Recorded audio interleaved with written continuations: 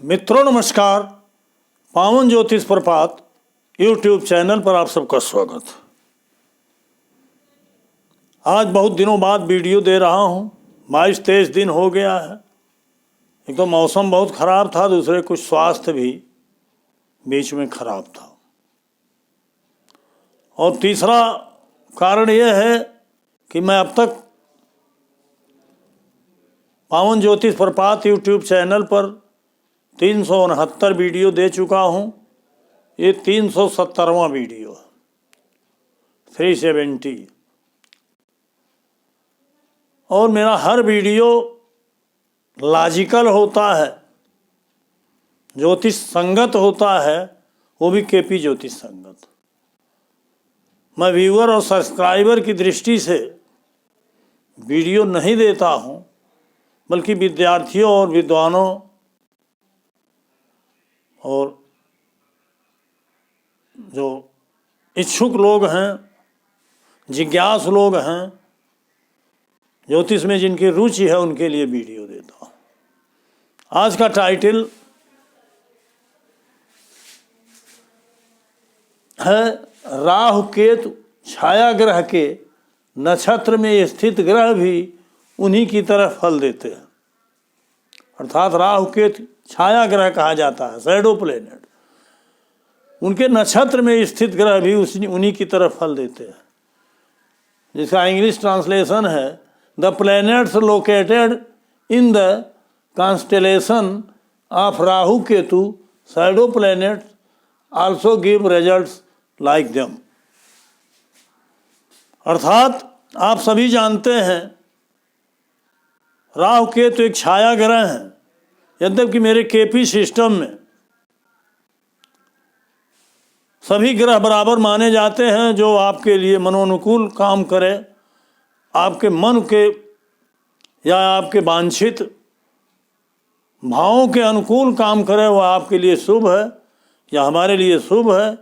और जो हमारे प्रतिकूल काम करे वो अशुभ ग्रह होता है।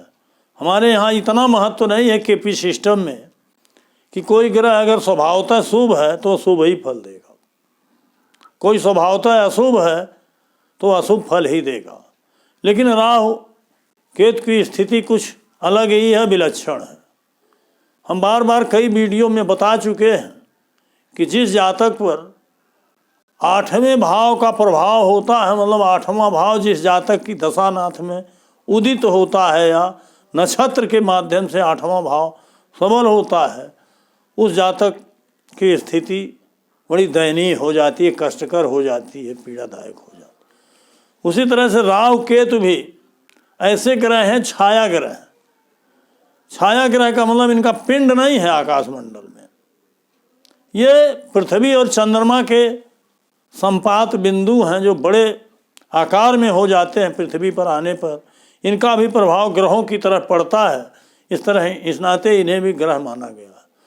और छाया का प्रभाव आप सभी जानते हैं कि छाया का प्रभाव जहाँ होता है वहाँ धूप नहीं होती है, प्रकाश नहीं होता है, प्रकाश की किरण नहीं होती है। इस नाते छाया का प्रभाव थोड़ा ज़्यादा सघन होता है। इस नाते nodes are stronger than other planets, ये हमारे स्वर्गीय गुरुवर के.एस. कृष्णमूर्ति जी ने लिखा है, कहा है। तो छाया ग्रहों के बारे में बहुत ध्यान देने की चीज़ है। और फलादेश के नियम भी उसमें अलग से हैं। कुछ नियम तो वही है अन्य ग्रहों की तरह, लेकिन इसमें छाया ग्रहों के बारे में कुछ विशेष नियम बताए गए हैं। उन्हीं नियमों के अनुसार ही फल देते हैं। तो हम बहुत सी वीडियो दे चुके हैं इस विषय में। आवश्यक है कि अगर मेरा 369-70 वीडियो आप बारी बारी से देखेंगे तो आप एक ज्योतिष में कुशल ज्योतिषी हो जाएंगे। क्योंकि मैंने केपी सिस्टम के जहाँ ज़रूरत पड़ी है, वैदिक और पराशरी के नियमों को भी हमने स्वीकार किया, हमारे गुरुवर ने भी स्वीकार किया था। नियमों पर आधारित और उदाहरण कुंडलियों के माध्यम से इसी व्हाइट बोर्ड पर अधिकतम कुंडलियों को दिया है, अधिकतम विश्लेषण किया है, अधिकतम वीडियो दिया है। आगे बढ़ने से पहले आपसे अनुरोध है कि अगर मेरा चैनल अब तक सब्सक्राइब नहीं किए हैं तो नीचे का लाल बटन दबाकर सब्सक्राइब कर लीजिए। बगल में जो बेल आइकन आती है उसे पुश कर दीजिए और ऑल के बटन पर क्लिक जरूर कर दीजिए ताकि प्रत्येक वीडियो का तत्काल नोटिफिकेशन आप तक पहुंच जाए और आप उसका लाभ ले सकें। वीडियो को अंत तक पूरा देखिए और अगर वीडियो अच्छा लगे तो लाइक ज़रूर करिए। अपने अधिकतम मित्रों को वीडियो शेयर करिए ताकि अधिकतम लोग इसका लाभ ले सकें। आगे बढ़ते हैं। आज का वीडियो एक जातक से संबंधित है। उनकी कुंडली का उदाहरण दे करके आपको राहु केतु के नक्षत्र में स्थित ग्रह के प्रभाव को बताने का प्रयास करूंगा। जातक का नाम है जो मेरे क्लाइंट भी है, एक तरीके से मेरे मित्र हैं और बहुत दिनों से इनका आग्रह रहा है कि गुरुजी मेरे कुंडली पर एक वीडियो बनाइए। आज जो अवसर मिला है तो जातक का नाम है। यद्यपि व्हाइट बोर्ड इतना छोटा होता है कि सारे गणितीय पक्ष को यहाँ नहीं रखा जा सकता, जो आवश्यक हुआ हमने रखा है। आवश्यक फलादेश भी कर रहा हूँ और उनसे भी मेरा आग्रह है, दिनेश डोडेजा जैसे भी, कि उनकी जो कठिन समस्याएं हैं उसको पुनः वो जन्म कुंडली और प्रश्न कुंडली के माध्यम से अलग अलग बिंदुओं पर डिस्कशन कर सकते हैं। दिनेश डोडेजा जी जातक हैं। इनका डेट ऑफ बर्थ है 15/1/1972 ईस्वी। टाइम ऑफ बर्थ है 23/5 अर्थात रात्रि में 11:05 पर। प्लेस ऑफ बर्थ है सीतापुर, यूपी, इंडिया। और इनका जिज्ञासा जो थी वो विवाह, व्यापार, निदान बिंदुओं पर था। अब हम आते हैं मूल कि जिसकी दशा चल रही है, मेनली फल देने की क्षमता उसी ग्रह में होती है, उसी के अनुसार उतना कालखंड चलता है। महादशा चल रही है बृहस्पति की 10/5/2019 से 10/5/2035 तक। अंतरदशा है शनि की 27/6/2021 से 8/1/2024 तक। और प्रत्यंतर हमने शुक्र का लिया है जो 26 मई 22 से आने वाला है और 26/10/2022 तक रहेगा। शुक्र का प्रत्यंतर नहीं, वर्तमान प्रत्यंतर हमने न ले करके शुक्र का लिया है। उसके पीछे रहस्य है जो आगे उजागर हो।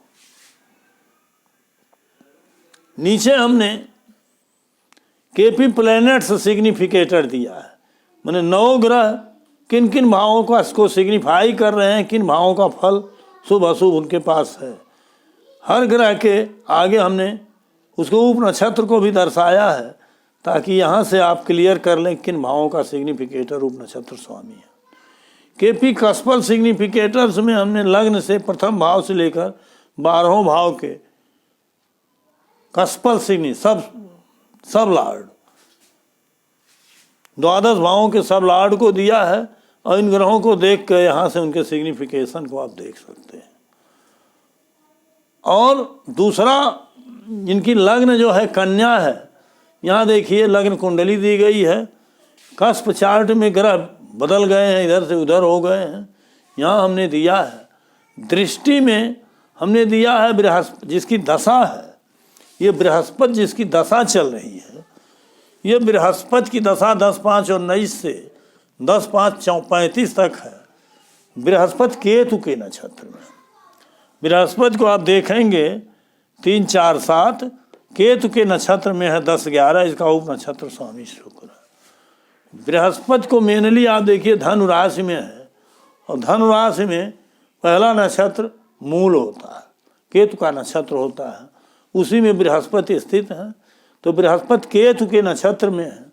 यहाँ कहने का मतलब यह है आप देखेंगे बृहस्पति में 3, 4, 7 10-11 7वां भाव भी है, 10-11 भी है केतु के नाते। लेकिन केतु के प्रभाव के नाते यद्यपि केतु में 10-11 दिखाई दे रहा है, अच्छा फल मिलना चाहिए इनके व्यवसाय के भी मामले में। विवाह संबंधी इनका प्रकरण इसमें 7वां 11वां आया हुआ, लेकिन इनका विवाह भी बाधित है और व्यवसाय भी बाधित है। जो भी व्यवसाय करते हैं उसमें आशातीत सफलता नहीं मिलती, रुक रुक के चलता है।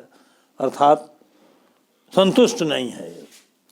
निदान और उपचार क्या है तो अलग विषय है। आइए हम ये देखते हैं कि केतु के नक्षत्र में जो ग्रह स्थित हो राहु और केतु के, उस ग्रह को देखने में तो लगेगा कि अच्छा फल दे रहा है। बृहस्पति देखिए 1, 2, 3 अर्थात 6वें स्थान पर दृष्टि है, 7, 8, 9, 12वें पर भी दृष्टि है, 10वें पर भी है। दृष्टि को लग्न कुंडली से ही देखा जाता है। कस्प कुंडली हमने वहाँ दिया है, कस्पल सिग्निफिकेटर, प्लेनेट्स सिग्निफिकेटर यहाँ है, कस्पल सिग्निफिकेटर से। तो आइए हम बृहस्पति का अध्ययन करते हैं कि केतु से इनको अच्छा फल मिल रहा है। केतु के नक्षत्र में है, अर्थात केतु का पूरा फल बृहस्पति को देना है। वो भले स्वयं के द्वारा अच्छा फल दिखा रहा है, लेकिन केतु अपने द्वारा फल देगा, अच्छा होगा केतु। हमारे यहाँ राहु केतु भी अगर अच्छे फलों का द्योतक है तो अच्छा फल देते हैं।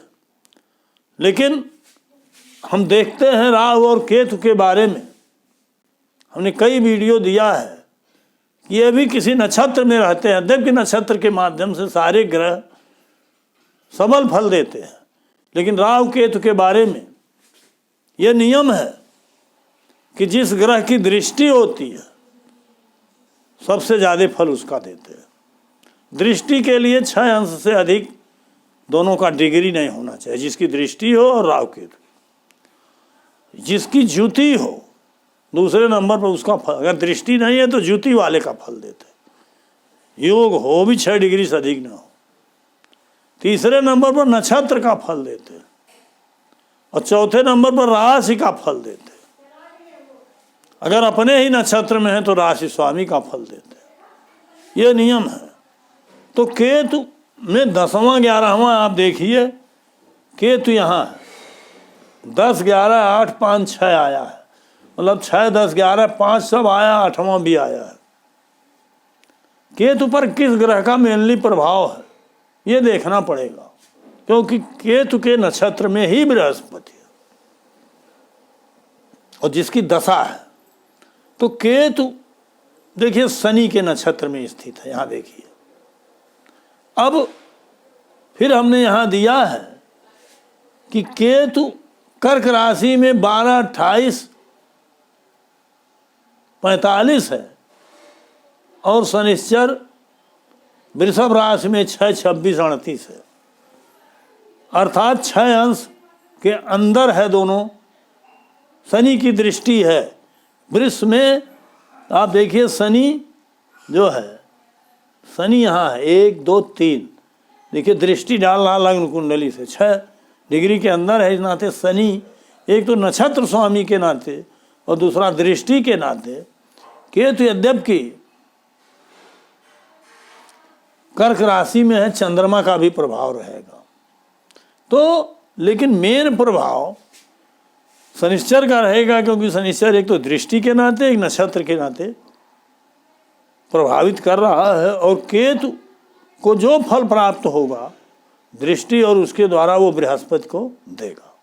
इस नाते बृहस्पति अपना स्वतंत्र फल देने में सक्षम नहीं है। अब केतु पर शनि का प्रभाव है। शनि को हम देखते हैं, शनि देखिए 8वें भाव में आ गया है। यहाँ तो आप देखेंगे शनि 9वें भाव में है, लेकिन कस्प कुंडली में 8वें भाव में आ गया है। 8, 5, 6 और 4, 12 सूर्य के नक्षत्र में है। 4 और 12 मतलब 8 और 12 शनि में विशेष रूप से आया है। और इस तरह से शनि थोड़ा 8वें और 12वें को दिखा रहा है। इस नाते बृहस्पति को शुभ फल देने में व्यवधान पैदा कर रहा केतु के माध्यम से। हमारा कहने का मतलब, और छाया ग्रह का एक स्वभाव होता है कितना भी शुभ फल दे, लेकिन स्वभावतः वो छाया खत्म नहीं होती। आदमी डिप्रेसिव हो जाता है, मानसिक तनाव हो जाता है, विल पावर कमज़ोर हो जाता है, आलस्य, निद्रा, भय, भ्रम, आशंका, निगेटिविटी आ जाती है उस व्यक्ति में। तो इस तरह से स्वभावतः कुछ दिक्कतें आती रहती हैं, जो प्रभाव हमारे मित्र दिनेश डोडेजा जी पर है। अब इनका व्यापार इसीलिए प्रभावित है कि बृहस्पति की दशा चल रही है, बृहस्पति केतु के नक्षत्र। बृहस्पति के पहले राहु का प्रभाव था, अब शनि की दशा आएगी, शनि की दशा भी अप डाउन होती रहेगी। इस तरह से इनका संघर्ष इनके जीवन में काफ़ी है।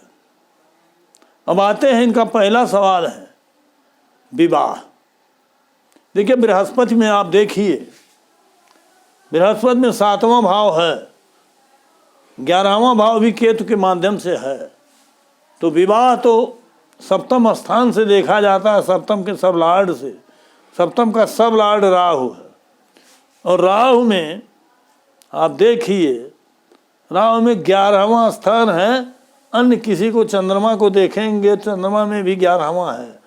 इस तरह से राहु तो विवाह को सिग्निफाई कर रहा है, अर्थात इनके विवाह सुख तो लिखा है, लेकिन 48-49 साल की उम्र हो गई है। आज हमको देखना है कि विभिन्न कारणों से अगर विवाह बाधित हुआ तो क्या उसकी संभावना है। जी हाँ, तो दशा तो बृहस्पति की है, बृहस्पति में 7वां भाव है, सीधे दिखाई दे रहा है, 11वां भी दिखाई दे रहा है। अंतरदशा शनिश्चर की है। अब शनिश्चर के बाद बुध आ जाएगा, बुध में भी 11वां दिखाई दे रहा है। अब हमें संभावना तलाशना है, क्योंकि अंतरदशा शनिश्चर की 27/6/2021 से 8/1/2024 तक है। अगर 24 के बाद हम जाएंगे तो विवाह की संभावना क्षीण होती दिखाई देगी। इस नाते शनि में ये तलाशना कि क्या 2-7-11 से रिलेटेड है शनि। शनि को आप सीधे देखेंगे 8-5-6-4-12 दिखाई दे रहा, 2-7-11 नहीं है। लेकिन शनि 1-2-3 11वें स्थान पर शनि की दृष्टि है। इस नाते 2-7-11 में एक स्थान 11वां है, जो एक संभावना है कि शनि विवाह करा सकता। अब बृहस्पति में शनि आया तो शनि विवाह कराएगा, लेकिन शनि किस प्रत्यंतर में विवाह कराएगा। वर्तमान में जो प्रत्यंतर चल रहा है वो केतु का चल रहा है।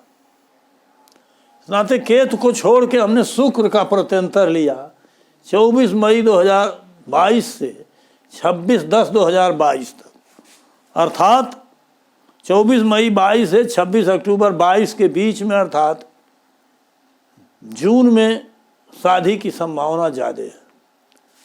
केतु भी शनि के माध्यम से कुछ रिकमेंड कर रहा है, तो विवाह का योग बन रहा है, जिसको हमने शुक्र का पीरियड दिया है कि 26 मई के बाद जून भर में विवाह हो जाएगा, या उधर अक्टूबर के पहले जब भी लगन होगी उसमें विवाह हो सकता है। तो ये विवाह का पीरियड है। व्यापार में रुकावटें हैं, रुक रुक के व्यापार चलता है। इनको हमने बताया होगा कि नवम का सब लॉर्ड राहु है, आपके इष्ट देव शिव जी है, इनकी उपासना करिए। दूसरा विषय बृहस्पति की दशा है, और बृहस्पति से रिलेटेड चंद्रमा है। चंद्रमा देखिए बृहस्पति के घर में है, तो इनको हमने बताया, और भी रत्न हमने बताए थे। हमने बताया कि चंद्रमा में देखिए 4-11-5-2-9 है, और रूप नक्षत्र स्वामी 8-5-6 भी है उसमें। चंद्रमा का रत्न आप पहन लीजिए। तो इस तरह से चंद्रमा का रत्न धारण कर लें, और इसके पहले भी हमने कुछ रिकमेंड किया होगा बृहस्पति का, किसी का या बुध का, उसको ज़रूर पहने रहें। तो ऐसा करने से इनको 11वां दूसरा मिल जाएगा, विवाह के लिए भी उपयुक्त हो जाएगा, इनके बिजनेस व्यवसाय के लिए भी उपयुक्त हो जाएगा और इनका जीवन सुखमय चलेगा। दूसरा विषय, राहु केतु से संबंधित कुंडली होने के कारण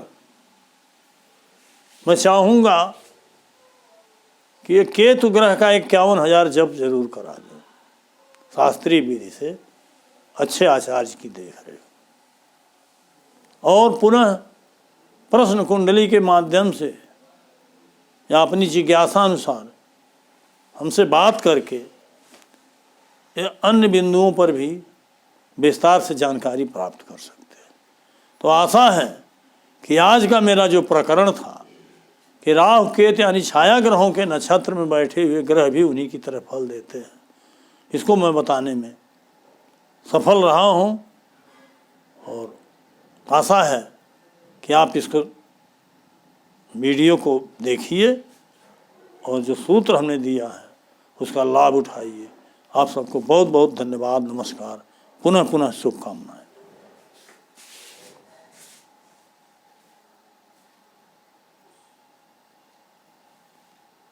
5-10 सेकंड में खड़ा हूं ताकि वीडियो की जो भी नोटिंग है बोर्ड पर ये स्थिर हो जाए और आप इसको पढ़ सकें, कर सकें। धन्यवाद।